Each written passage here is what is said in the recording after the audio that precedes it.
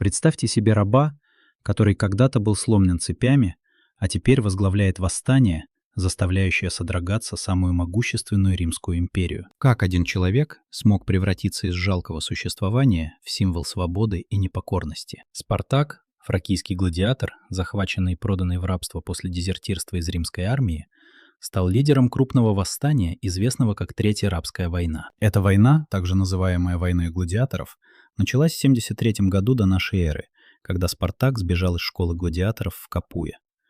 Несмотря на то, что его восстание не было социальной революцией, Спартак вдохновил тысячи. Он возглавил армию рабов против Римской республики с 73 по 71 год до нашей эры. Хотя восстание закончилось в 71 году до нашей эры, наследие Спартака как символа сопротивления угнетению остается. Его история напоминает нам, что даже в самые темные времена мужество и решимость могут потрясти империи.